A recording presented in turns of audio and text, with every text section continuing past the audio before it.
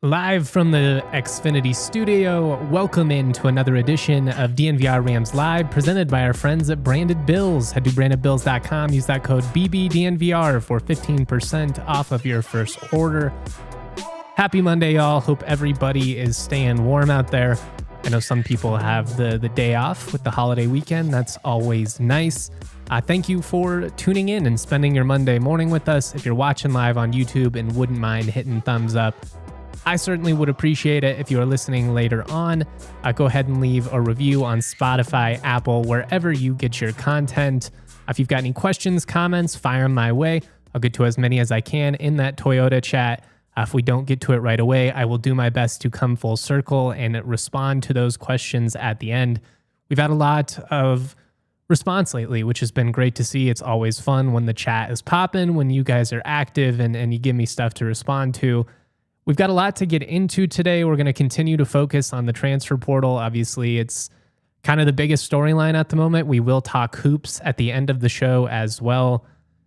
Bit of another frustrating performance, I'd say, in Boise, one where you have an opportunity, it's there for the taking, but also another game where you start slow, dig yourself, a double-digit halftime lead, find a way to fight all the way into it, and then you're unable, I guess I should say, to pull it off in the end. Would have really been huge to at least split with those games, and obviously going 0-2 puts you in a pretty tough spot. We'll see how they can respond at home. You do have Air Force coming up Tuesday night, which feels like a winnable game. If you missed it, their head coach, Joe Scott, seems like a Larry Eustace situation. He has been placed on indefinite leave, allegations of player mistreatment. I've made plenty of jokes over the years about how he is one of my favorite coaches just to watch from a people watching perspective. That dude seems like he's pissed off 24/7. So I wouldn't say that it's exactly shocking, but it'll be interesting to see kind of how that whole process impacts Air Force. Are they shell-shocked or are they more rejuvenated now that you've got this, wicked character? Maybe is a little bit of an exaggeration, but now that you got this bad vibe out of the locker room, maybe some things will actually trend the right direction for Air Force. It's tough to say. We'll have to see. Again, we'll focus more on the hoop stuff and transfer portal as we get into this. Tacos El Pastor wants to know, is it a new setup? It's just me actually being in studio for once. I do most of these Ram shows remotely because they're solo. Obviously, if you're a hockey fan, I'm on the Avs side of things as well, and I'm in studio quite a bit for those. But with the Avs playing a matinee game this afternoon, I was going to have to be in studio. Figured I might as well go ahead and do the Rams from the Xfinity studio as well. It's funny, I'm obviously a big Denver Broncos fan, and I'm going to do my best to not make too much of this show about, the Broncos the next couple weeks, because I know there's some of you that just don't care. But as, Ram Nation, it probably was pretty satisfying for a lot of you out there to see us finally get a win over Josh Allen. The dude has been the bane of my existence for a decade now. I wrote about it in the newsletter. I talked about how he's a really frustrating individual for me because I'm not sure there's somebody who I respect more as a player. I think he's really fun to watch. He's incredibly talented. In my opinion, the most physically gifted quarterback in the entire league. But I cannot stand the dude because he has just been the cause of so much pain and suffering for me between the border wars back in the day. Then obviously the Broncos pass up on him in the draft. And so instead of now getting to root for this Superman athlete, I still have to deal with him. They murdered the Broncos in the playoffs last year. So it felt good. It felt really good to finally get that win. And then, of course, in peak Ram life fashion. It really felt CSU with the way that whole sequence played out. You're feeling euphoric. You're feeling the high of a playoff win, and you don't even get to enjoy it for an entire night because we find out that Bo Nix fractured his ankle and is going to be out for the rest of the season. It was as weird of a feeling as I've ever had as a sports fan. I've felt devastation as a sports fan plenty of times in my life, many times because of CSU, unfortunately, as many of you have been there for them. But I don't know if I've ever felt anything quite like this, where you're on cloud nine, everything feels incredible, and then it's just complete shock and devastation.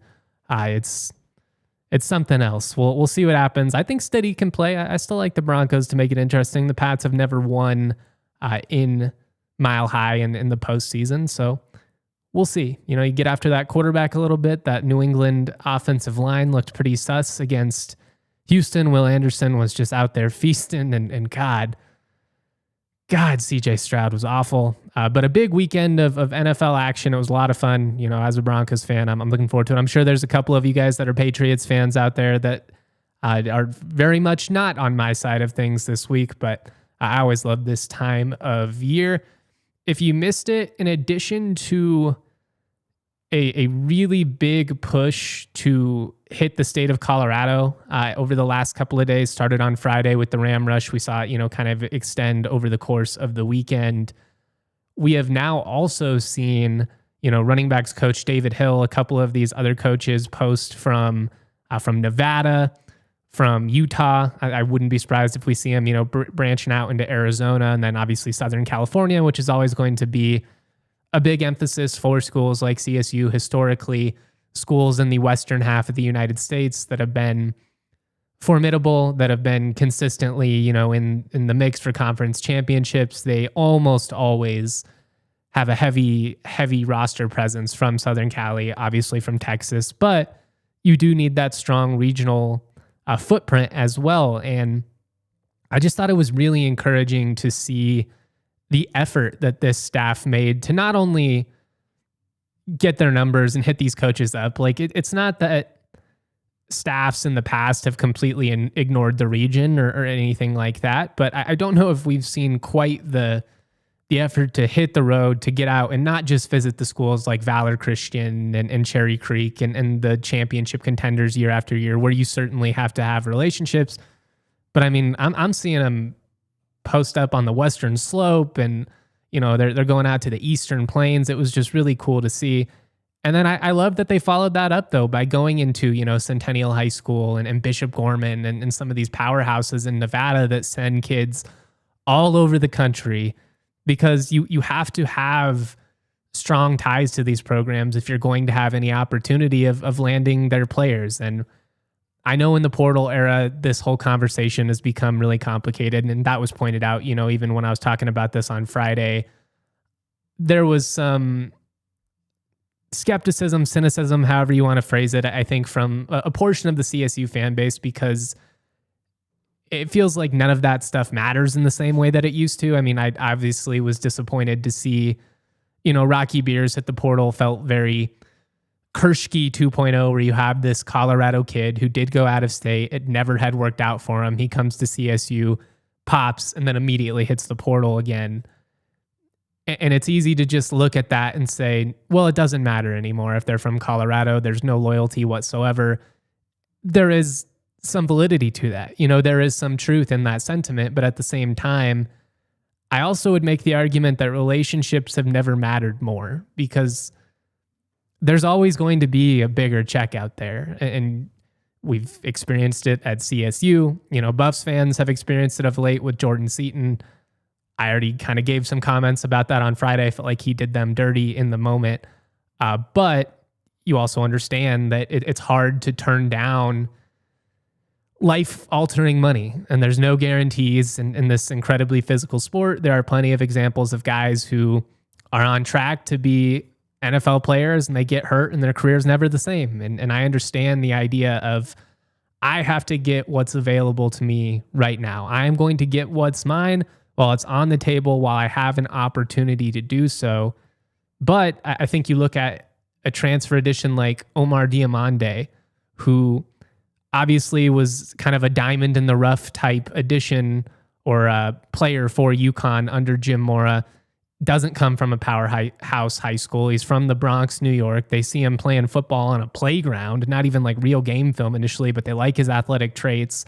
They bring him in, they coach him up. He pops last year, 116 total tackles, 5 sacks, and is getting interest from every program across the country. I mean, he's going to SMU and Penn State and North Carolina, and most certainly those schools offered him enticing money. But I think that relationship that he's established with, first of all, his position coach, Sarike Diabate, who I've referenced. If you're a DNVR diehard, go check it out. I wrote a piece on Diamande specifically.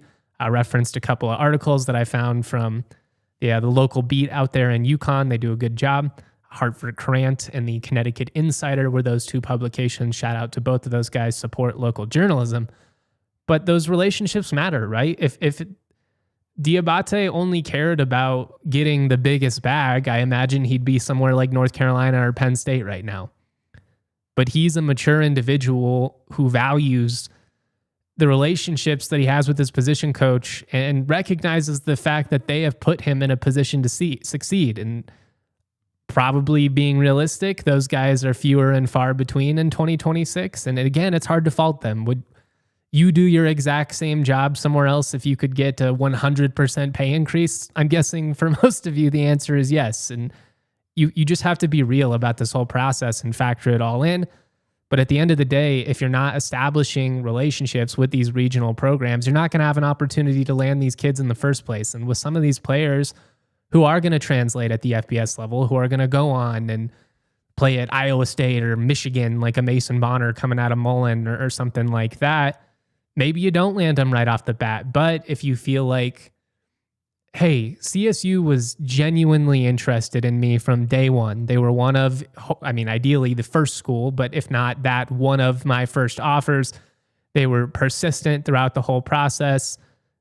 I feel comfortable with that staff, and no, I didn't sign with them out of high school because I got kind of caught up in wanting to play at a bigger program, and that's human too.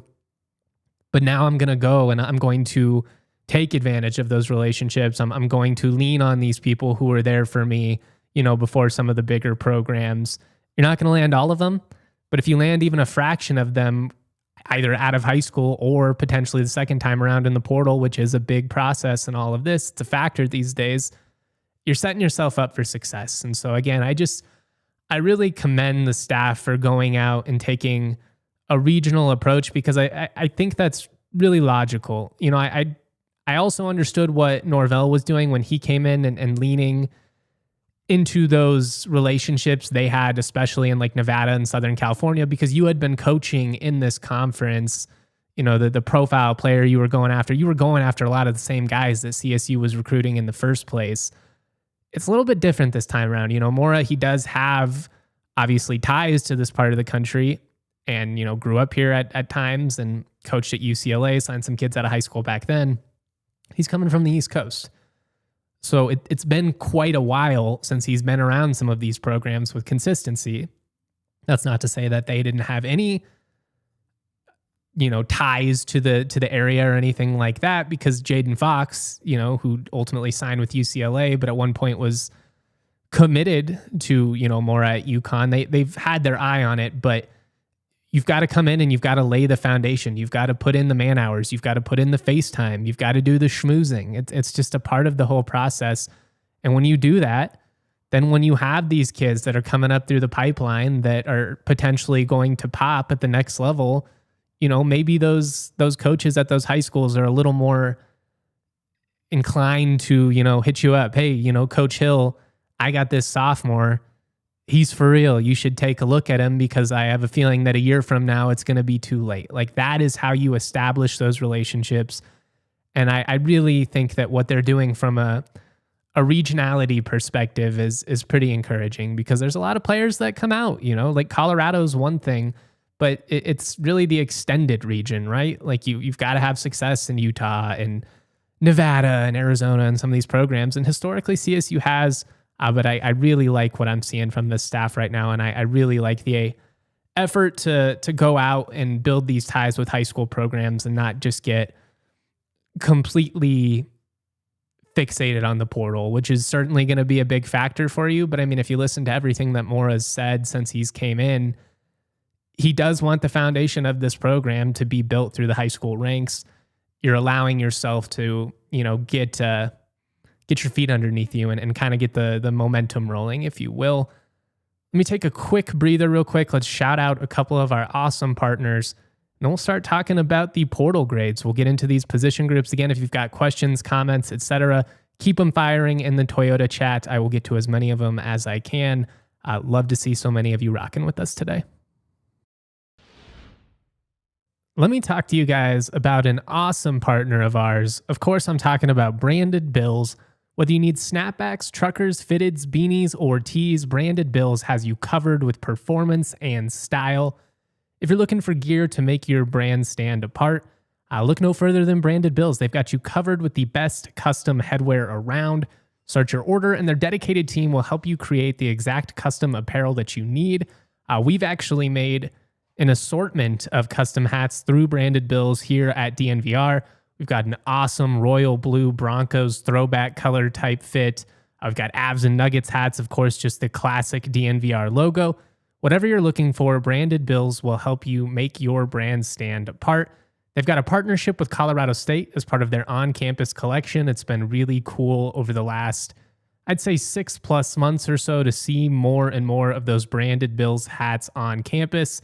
Head to brandedbills.com. Use that code BBDNVR for 15% off of your first order. I also want to talk to you about the friends over at Toyota. Trucks have always been a part of Toyota's DNA. For generations, Toyota's built durable legends destined for greatness and perfect for Colorado. So whether you're conquering off-road trails, whether you are hauling the weight of the world, there's a Toyota truck that's just right for you. Check out the Tacoma. Check out the Land Cruiser. They offer 17 models with available all-wheel drive or four-wheel drive. Makes it perfect for Colorado living. They also offer more low and zero emission vehicles combined than any other automaker to give customers numerous choices to reduce their carbon footprint.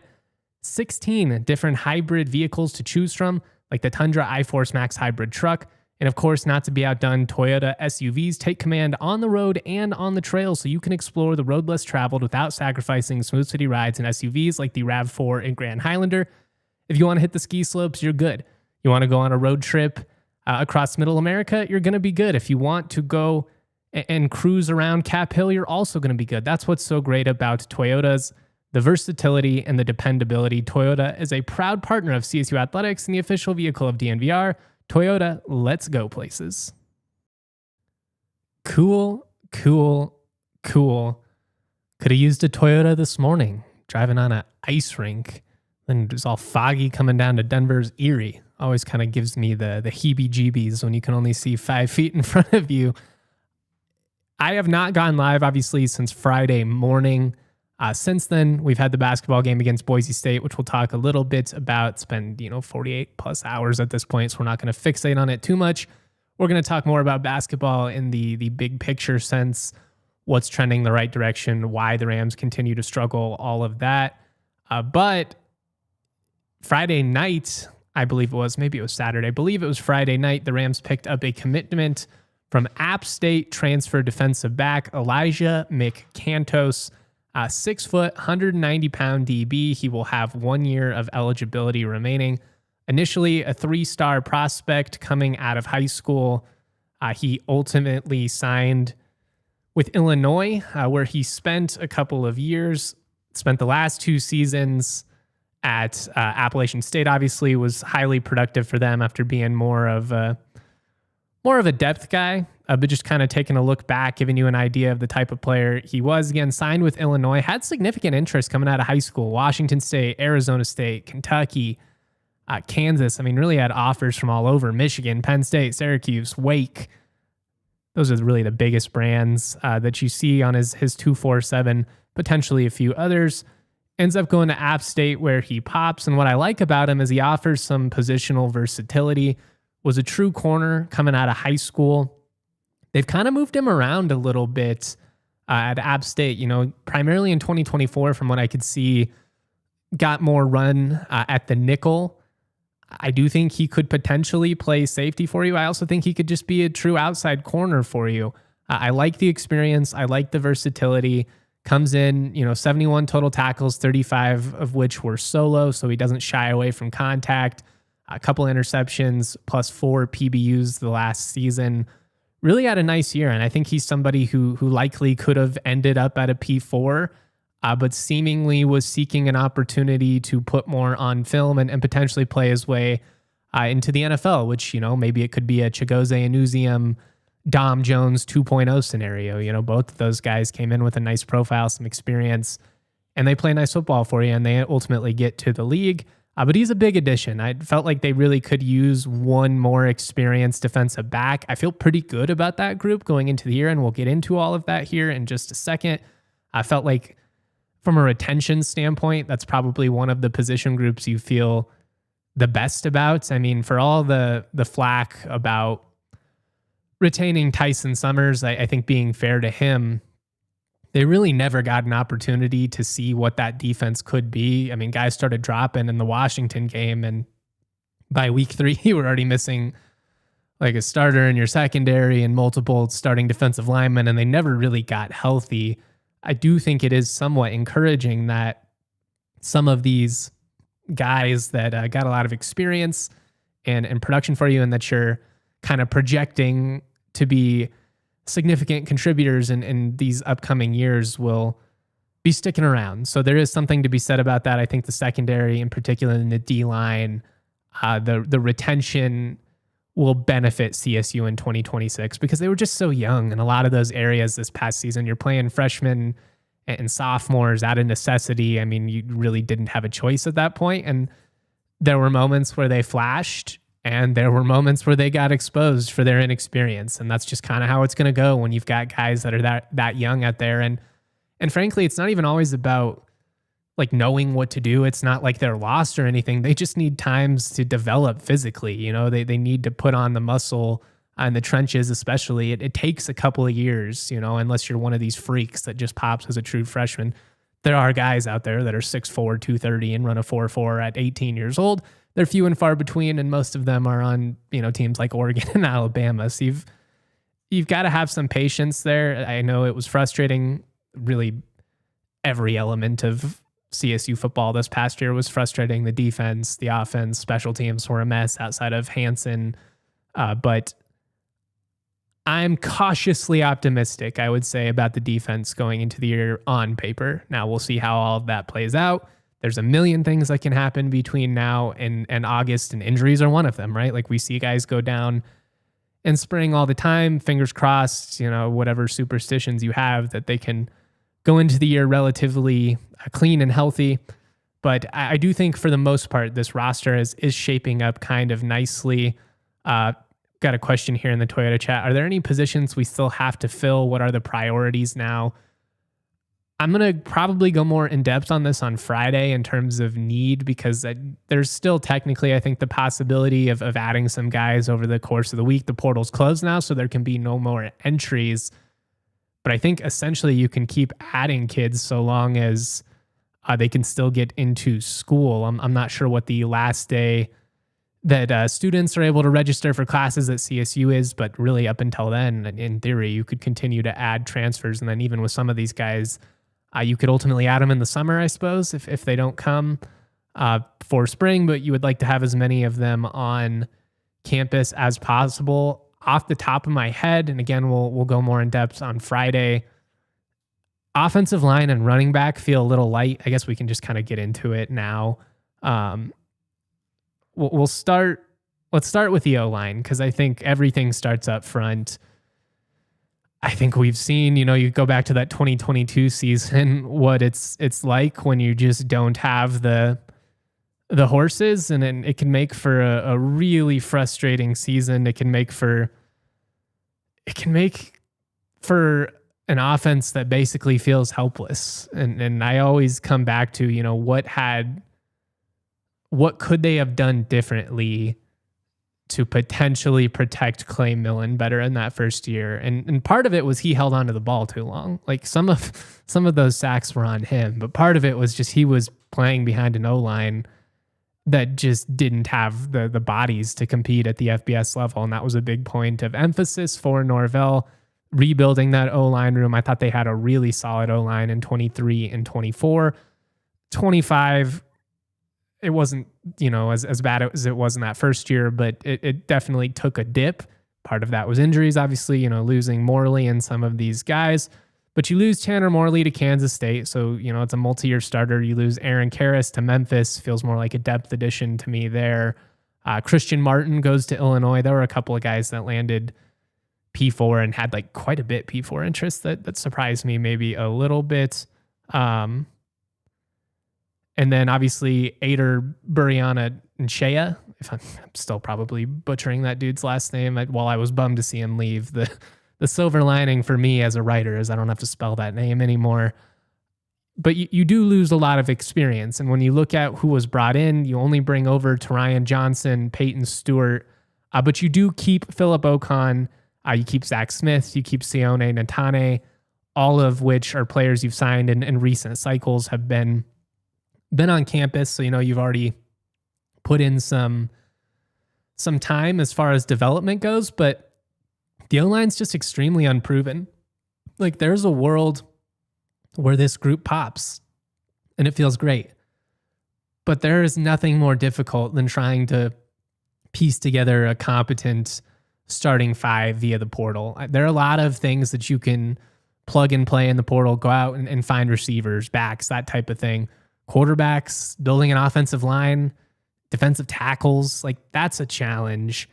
And you just worry about the continuity, right? A lot of these guys are inexperienced, but I do want to add before I give out the grade, because we just kind of jumped into this. I want to add the context that while doing this, I said it as C is average. If you got a C, you did exactly what you would need to do for it to not be considered a failure. Nothing more, nothing less. I also think that retention, who you were going to have sticking around, factors into some of this as well. So the secondary, for instance, because you hung on to some of those guys, it wasn't quite as dire to go out and add. All of that factors in, right? Quarterback, you had to basically rebuild the whole room. So for the O-line, I give it a B-. Again, it's the toughest group to grade as of right now because we've got to see it on the field, right? We've got to see how they hold up this spring. Are they able to move the ball with consistency at all? You would assume that the defense will be ahead of the offense a little bit just because they do have more cohesion on that side of the ball. They have more established chemistry. They're just going to have more retention in general. The offense is largely going to be brand new. I do like the guys they signed a lot. I mean, you look at Tarian Johnson, you look at Peyton Stewart, the offensive tackle out of Michigan State. Both of them 6'7", 300 plus pounds. They have NFL frames.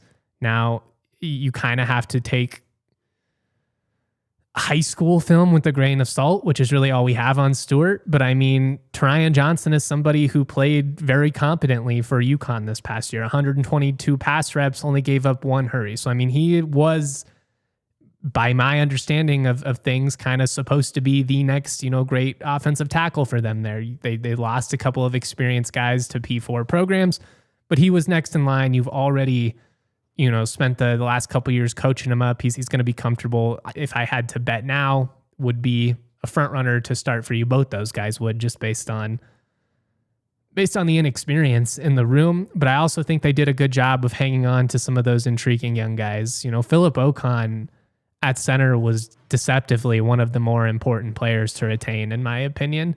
If you have issues in your interior, man, it's going to be a disaster. And I will say that I'm a little worried about guard, again, just because they're kind of unproven. But as Brian McCoy says here in the Toyota chat, there could be more portal O-line help coming. And that's important to factor in all of this as well. Again, these rosters are not set in stone as of right now. A lot of this is still in flux. There's still players that are going to come into the picture. I mean, I guess even players that could technically leave. I'm not entirely. I'm gonna have to double check how some of that works as far as the portal going into the semester. As far as I'm aware now, the portal only has the one window. But how does that work? If you left a school Do you just have to punt on the season? Like if you left to school in May, you can't enter the portal until the following December. That is something I'm going to have to verify. If there are any of you in the Toyota chat that want to do some of that homework for me and get a response, we can address it a little later on. Johnny says it's been never that CSU has been in contention for the National Collegiate Championship. It would be nice. Yeah, no doubt, man. It'd be incredible.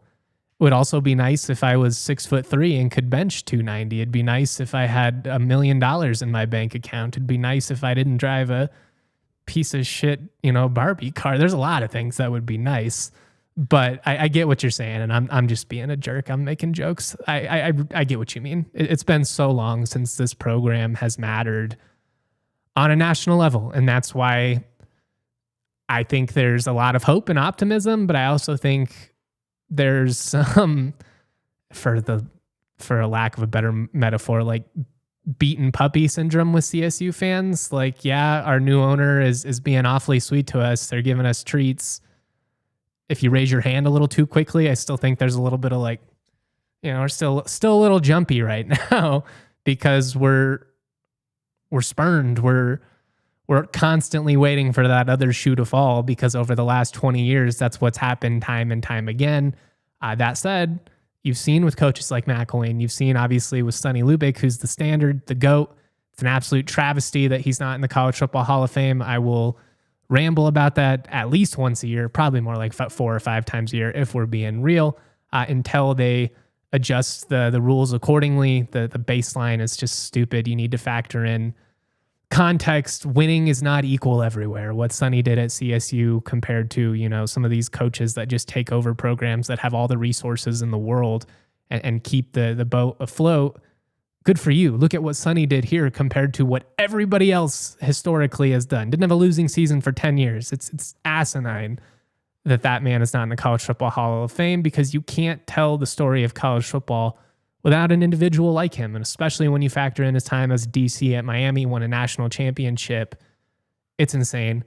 Okay, that was my 2 cents. Thank you for letting me ramble for a second. Let's get back on track, though, and let's talk about the quarterbacks, because I think if you are looking for a reason to believe in this team, if you are willing to, open yourself up to the possibility of the Rams making some noise in year one, it's largely probably because you believe in who they brought in at QB, and that's Haas Haney from Oklahoma State. Now, we have to see how he looks from a health perspective. Played, 3 series, I think it was, for the Cowboys this past year before he, broke his ankle, is out for the year. Ultimately, though, looked really good, led a couple of scoring drives, and obviously from a tools perspective, I think he is as intriguing as any quarterback that they have signed in my lifetime. I mean, he is like, there are a lot of quarterbacks that are billed as a dual threat because they can run a little bit. They offer some escapability. They offer some elusivity, the ability to extend the play. He was a very accomplished sprinter. He's a different kind of beast out there. He's the type of athlete where the math changes for you defensively because you have to attribute your entire game plan to keeping this guy contained within the pocket, because if you don't, he is going to bust your ass for big plays over and over again. He's the kind of player that allows you to get carried away and start talking yourself into all crazy things, because if things were to pop, if all the pieces were to come together, you could talk yourself into that dynamic athlete, leading the offense to the type of season we've never seen before. Now, it's not all on the quarterback. You need to protect him. You need the skill positions to be so much more consistently impactful than they were a year ago. It's not just on Haney being sick for this to come together, but you can see the path, right? You can talk yourself into reasonably a world where this guy with all the physical tools, a big arm, sprinter speed, insane agility, and like his lateral quickness is just impressive. The way he's able to make guys miss these subtle cuts, without losing any speed. You watch some of those highlights from high school. It's like watching Manziel or one of those guys run around. And I know he didn't work out in the NFL, but Go watch some Johnny Manziel highlights from Texas A&M and tell me you wouldn't sign up for a couple of years of that best case in a heartbeat. He was so sick. When I was in the dorms, I just remember like 8-9 of us, coming together in these tight dorm rooms for like the 2 or 3 of us that actually had a TV in there, trying to watch these games together and just being mesmerized by what he was able to do. And Haas Haney is that type of highlight play. I mean, he is so interesting, because you just, if he pops, if he's even close to the type of player that he could be, I mean, that all of a sudden changes everything for CSU. And honestly, like I'm doing this under the assumption that he will be QB1. I would imagine that he got a nice little payday to come here again. Like, you see what he did, and although it's a small sample size, I guarantee you there were Power 4 schools that were interested in his services. But I think he sees this as an ideal spot for him, because there's an opportunity to play right away. Now, you still hope that it is an open competition in spring. He's got to earn that. I think that's one of the biggest downfalls of the Norvell era, is he put all those eggs into BFN's basket. And we've talked about, so many times the reasons why he didn't develop. Yes, he had the raw tools, talked about the scheme stuff, the revolving door at receiver, all of that is fair. But at the end of the day, the reason that Norvell lost his job was because this team did not live up to its potential, because they did not elevate or develop a quarterback competently enough to be a championship contending program. And that's what the standard is, for better or for worse, fair or not. I know CSU hasn't won a conference title since 2002, but the resources are there. The standard was set by Sonny. It is what it is. I've talked a lot about how maybe at times it's probably set us up for failure in some sense, because we are all desperately waiting for this, Messiah to come and rejuvenate everything. But we know it because we've seen it with our 2 eyes. We know it's possible.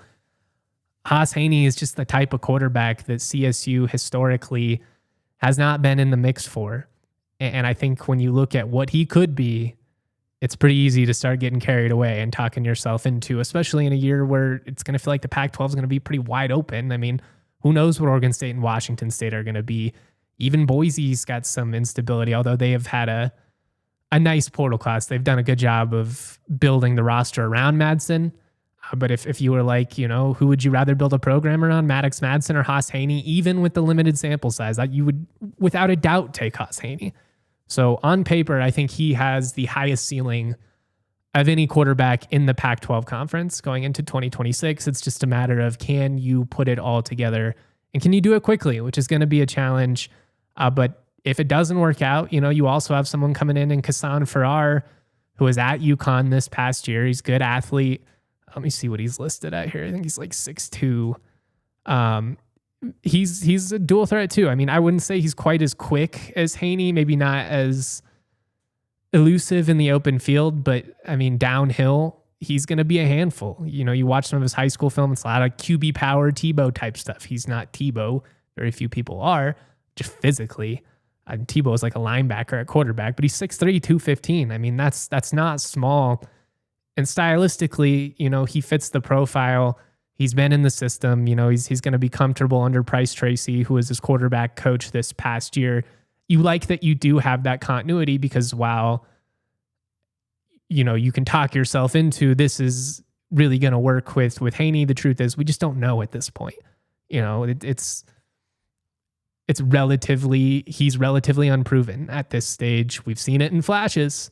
But you have somebody who's been in your program, if nothing else, who you trust. You don't feel like it's going to be a situation where if it doesn't work out, oh man, now we're just SOL on top of, you're bringing in Darnell Kelly and Carter Emanuel from the high school ranks, both of which are intriguing in their own right. Guys that have won at a high level in football hotbeds. Kelly coming out of Georgia, and then obviously Emanuel coming out of the Orlando area. Those are places where you're going up against high-level talent, guys that are going to translate at the FBS level, and you feel pretty excited about it. So I would give the quarterback room an A.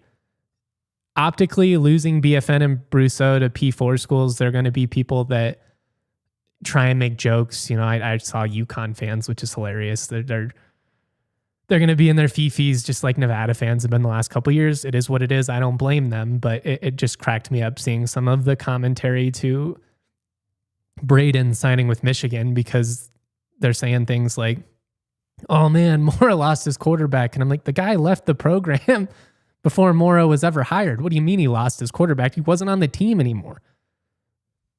Kind of important context in that whole conversation. Going to get paid, I imagine, 6 figures to be a backup at Michigan. Good for him. Hope he's able to figure it out. Maybe he goes on to play somewhere else in 2027. I don't know. We'll see what happens.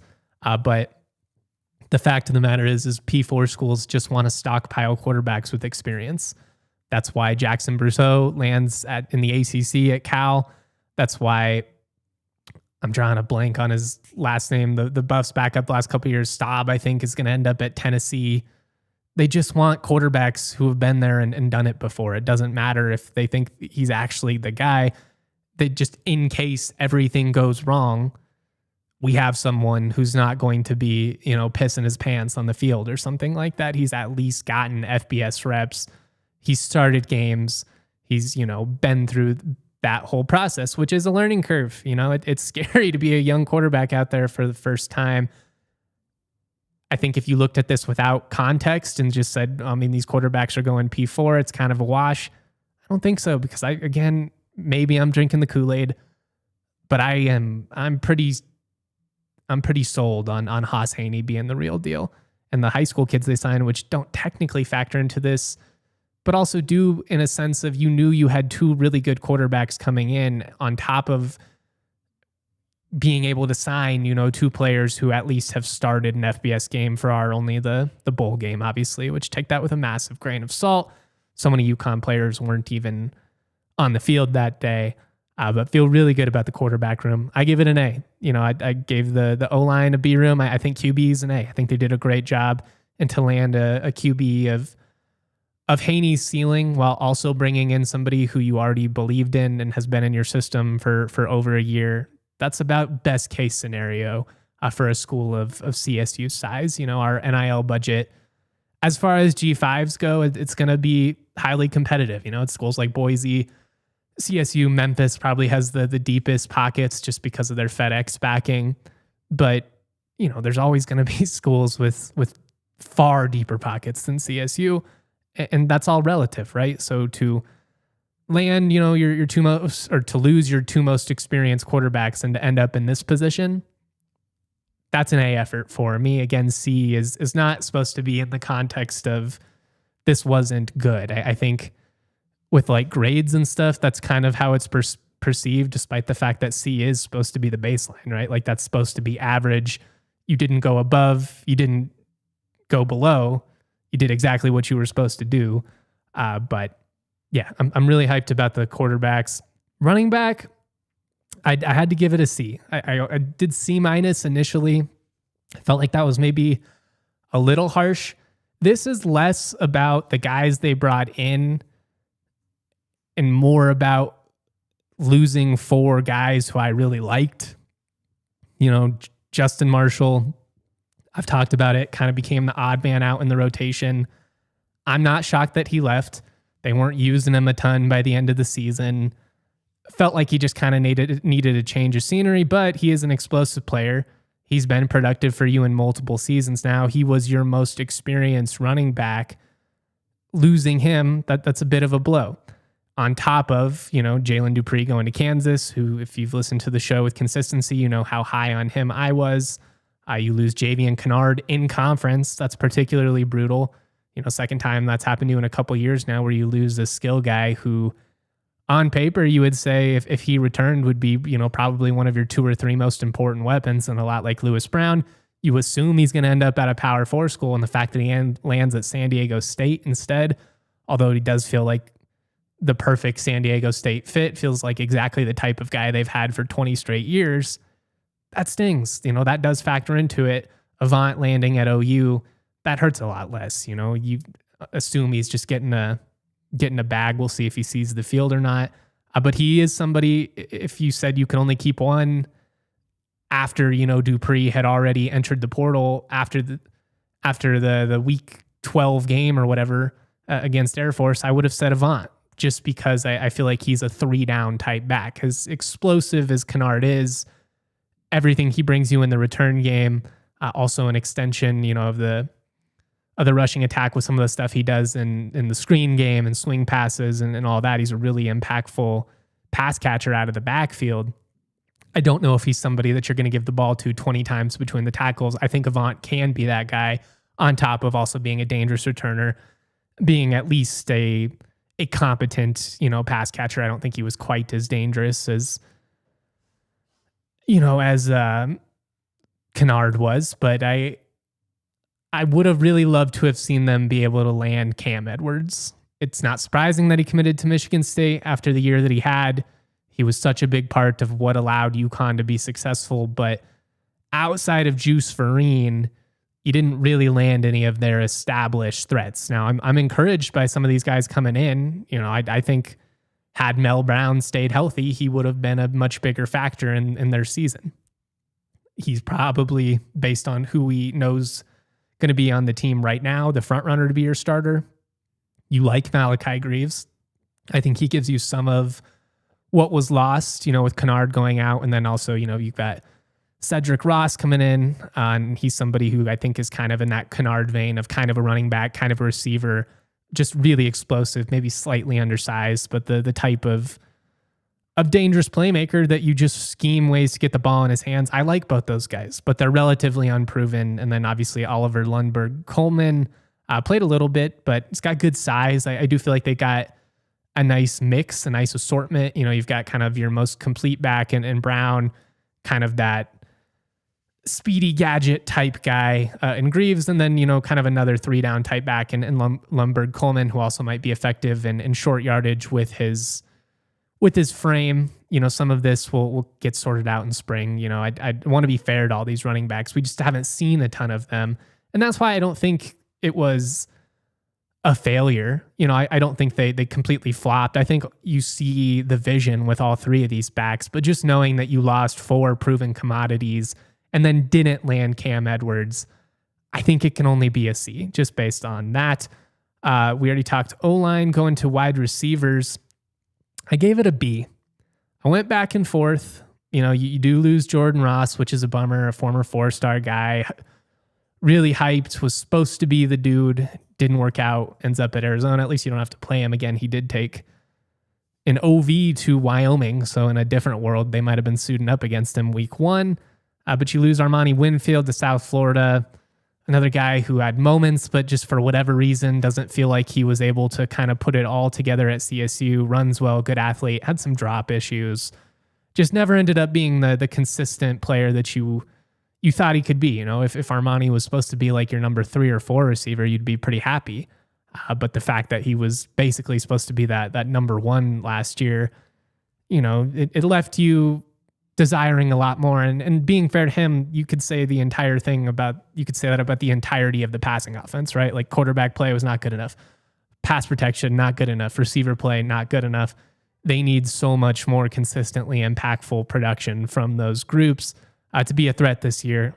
Do hope that having a dynamic guy like Haney under center is going to be a big boost there. But Ross and Winfield are your most significant departures. P.D. Tucker, he play 1 game, if that. Higgins never really saw the field. Does seem like you're hanging on to Maher, Levon Brown, and Kojo Antwi, although Kojo, because he doesn't do social media, has profiles, but he's just not active. We'll see. They are still technically listed on the roster, but that is unofficial. So we'll see what happens with those based on social media. Levon's coming back. It seems like Maher's coming back because he's been resharing everything about the guys that are coming in. And then you add Reginald Vick Jr. from Wake Forest, who was a D2 star before going to Wake Forest. Didn't really do anything there, but 6'3", 198. It's a good frame. And he averaged 24.25 yards per catch in 2024. And watching him on film, what I thought was really encouraging about that is some of it is vertical shots down the field, where CSU is definitely going to have to be a lot more threatening this year. They just did not strike any fear in the heart of defenses over the top last year. Nothing like what we had seen in 22 or 23. It felt like every year, even in 22, as bad as the offense was, they could still hit some of those shot plays to Horton downfield. 2023 was the most complete the passing offense was, and then it just, if it's a graph, just a steady decline from there. And they've got to be more consistent there. You've got to be able to take the top off, but also some of these guys in the open field, they've got to do a better job of creating yards after the catch. And I think that's where Vic in particular really comes into the equation. Really elusive, shifty in the open field. He's got good speed, got good size. I think, he's somebody, if everything comes together, there's a world to where he's a really impactful number one for you. I like Mosley a lot too, coming over from Mississippi State, started at Northwestern. Another guy I believe was a 4-star out of high school. Yeah, out of McGill-Tulane High School in Alabama. Played in 39 games at Mississippi State in his career, 36 catches. So, not a super impactful player for them in the SEC, but somebody who saw the field consistently, 661 yards, 5 touchdowns. There's a couple of highlights of him, playing bigger than his size, going up and making contested catches. You feel good about the experience you added with those players. And I think both of them are going to make you a lot more dangerous down the field, which is going to have to be the case if the Rams are going to have any opportunity of being even remotely relevant in the Pac-12. And then on top of that, Mekhi Johnson's got a nice frame, hadn't played for UConn, but 6'2", 185 pounds, signed with them, over offers from Indiana and Iowa State and UCF. So you feel good about him. He was one of those young players, kind of expected to make a leap next year at UConn. So you get him on top of, these veterans and a couple of guys you retain, and then Jackson Harper and Terrence Smith Jr. as well. Smith is really one of the more intriguing and unique players, because kind of a Swiss Army knife in high school quarterback, but, it's kind of like an option offense.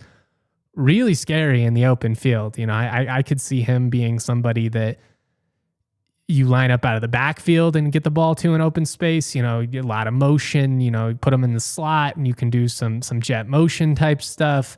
Obviously screens. Like, he's just the type of player you want to get the ball in his hands. And then because he does have that QB background, how creative can you get? Or can you set some stuff up where you get a look over and over again? Now all of a sudden he just pulls back and throws it deep one of these days.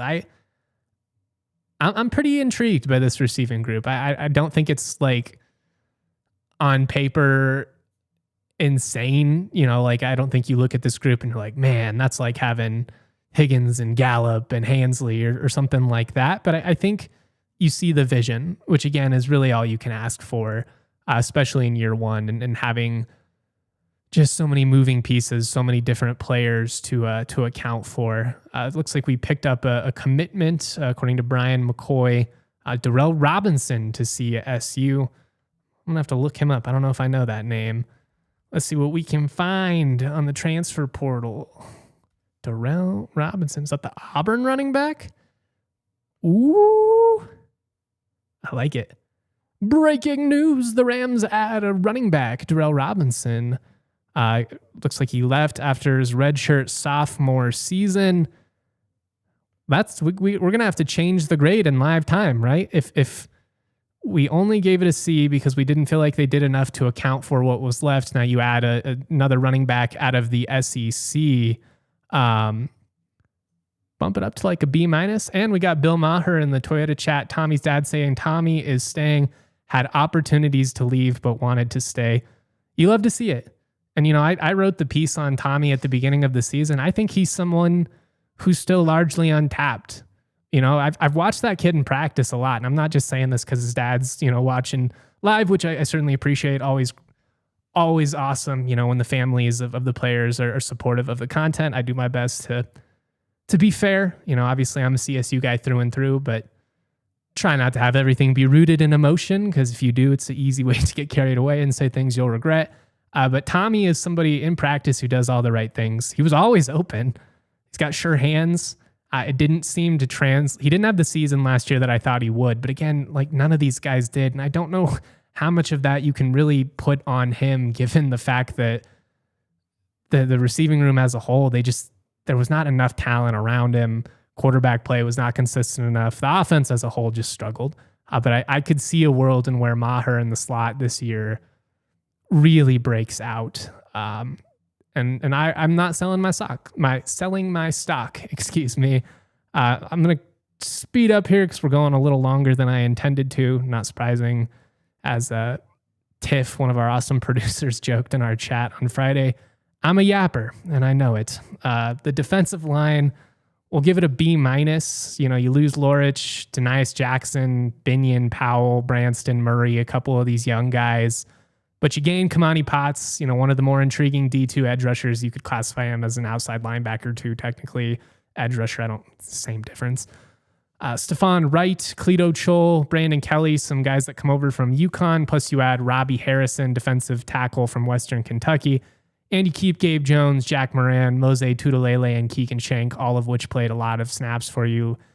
Gabe Jones aside, who got hurt early in the year, but looked really good in a small stretch. I'm not entirely sure if Mukendi is going to come back. At one point, he told me directly that he would be back, and that was even after Norvell had been fired. I don't see him listed on the roster at the moment. But again, that roster is unofficial as of now. If they bring him back on top of Gabe and some of these other guys, I feel pretty good about the defense at that point. I don't think it's the flashiest group I've ever seen, but Harrison I like in the interior. Gabe Jones I'm still really high on. And again, I feel like Shank, Moran, and Tutalele were Tutalele's the oldest of the group, but they were inexperienced and kind of got thrown into the fire last year and baptized by it, which is never an ideal scenario. When you factor in retention on top of what they brought in, I feel pretty good about the D-line. I feel better about the D-line than the O-line going into the year. Linebacker, surprising given you lost the FBS leading tackler in Owen Long to Arizona State. You also lose Edmondson, went to Illinois. Jeremy Naborn committed to Nevada. Have not seen where Drew Rodriguez landed. And then Jet Vincent, depends on if you're classifying him as a safety or a linebacker, played both at CSU. He's going to Wyoming. But you add Omar Diamande, and he's kind of the highlight of this group, a lot like what you would say with Haney offensively. But you also bring in Antoine Turner, who was really productive at Western Carolina. Feels like they're pretty athletic. You're able to hang on to Kenyon Aggers. Cannon Valenzuela was somebody in the signing class last year who I liked a lot.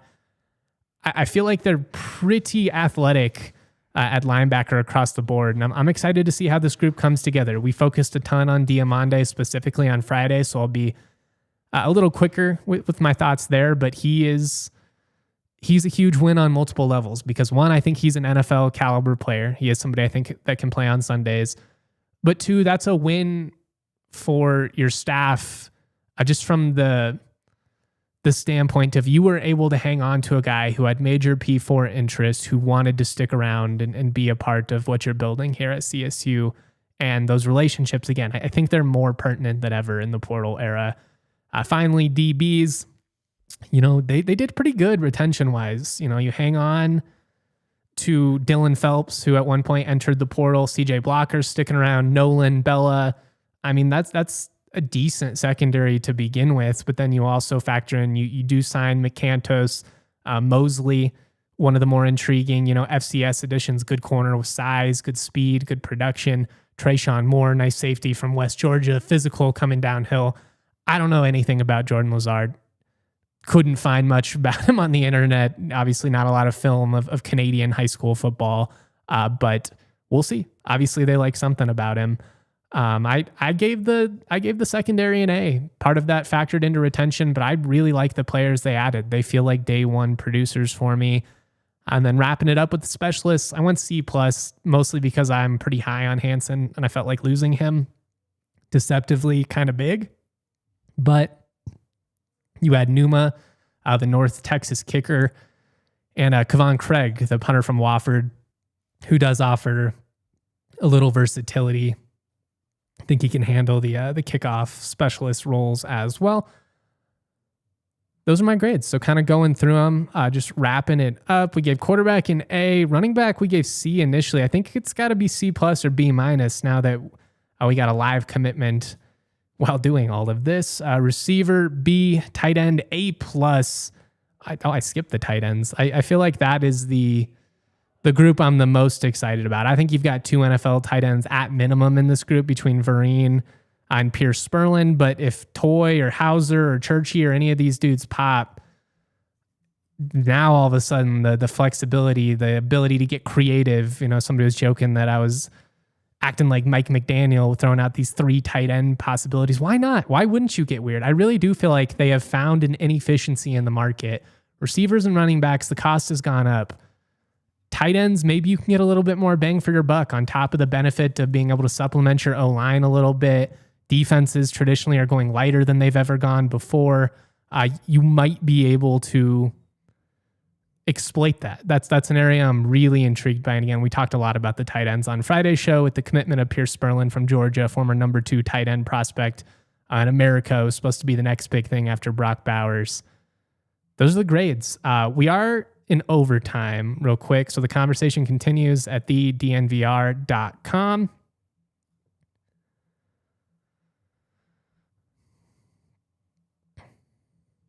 All right, before we get out of here, and we can talk more Hoops Friday, I've been rambling, and then I end up pushing Hoops to like the final 5 minutes, which I don't intend to do. Rams are struggling, obviously. Feels like they really lack a true facilitator offensively, and that's why they have these long stretches of offensive inconsistency. I loved what we saw from Bemba. It was great to see him and be as consistently dangerous as he was against Boise. Jorgensen looked rusty, which is to be expected, but great that he's back. That gives me a little bit of hope moving forward that they might be able to at least salvage a respectable, second half of the league slate. But they continue to struggle with the same stuff, and that's what frustrates me more than anything. 15 second chance points again in this one. The Rams actually did a good job of creating some second chance points and points off of turnovers themselves. But I mean, I'd have to verify through the stats, but I got to imagine that's like the 3rd straight game where you've given up 30 just between second chance points and points off of turnovers. That's tough because they are defending better than they were earlier in the year. And that's what's killer is teams aren't hitting shots with as much consistency against CSU, but they're not finishing these possessions and these second chance points and the turnovers that lead to, uncontested layups the other way. Not all turnovers are graded equal. I talk about it a lot like interceptions. Is it a Hail Mary at the end of the half, or is it a pick six when you're in the red zone? They're all graded differently. And it just feels like the turnovers that CSU has are largely pick sixes. They don't turn it over 20 times a game, but they'll turn it over 11 times. The other team gets 20 points off of it. They've just got to clean it up there. They've got to do a better job of getting back. I do like Mooney's coming off of the bench. I think he gives you a spark plug offensively, and maybe you lean into that because the second unit scoring's been a little all over the place, especially when Jorgensen wasn't out there and, your entire rotation got shifted. But more than anything, you've got to find a way to play a complete game because you can't keep going down double digits and expecting to claw your way out. Feels like they expend so much energy just trying to get back in the game. Now it's a tie game with 8 minutes left and they just run out of gas. So we'll see. Again, like defensively, I actually feel like they've been better. They still give up too many easy drives to the hoop, but the 3-point defense I feel like has been okay. I'd have to look at some of the numbers verified kind of what my eyes were telling me. But you just look at these stats and a 6-point loss, and I just keep coming back to give up 15 points off of turnovers, only 11 offensive rebounds, but it results in 15 second chance points. You lead for just 32 seconds in the game. They've got to find some consistency. They've got to play a complete game. Hopefully Air Force has a chance to redeem yourself. And then who knows, Utah State lost at GCU. That's what's really weird with this team right now is like, the Buffs are playing pretty good basketball. You beat them at home. You played pretty well against some quality teams in the MTE. Is it all just Jorgensen? Is it, like they've just looked like a shell of themselves these last couple of weeks, and it would be nice to see them get some positive momentum rolling. We'll see. Big opportunity with 2 games. Pack Moby, need an atmosphere, need the students to show out in force, especially. I know it's hard, for people coming from the metro area to get up on a Tuesday night, but you have an opportunity on Friday. I've got the Avs Friday night, which is kind of a bummer, but I'll certainly be watching that game as well, and I'll have post-game coverage, everything you guys are used to. I'll try and get a column out here at some point. Much love, y'all. Thank you for tuning in to the DNVR Rams podcast presented by Branded Bills. Head to brandedbills.com. Use that code BBDNVR for 15% off your first order. Much love, y'all, from the Xfinity studio. Always proud to be. Peace. We all silly like the mayor.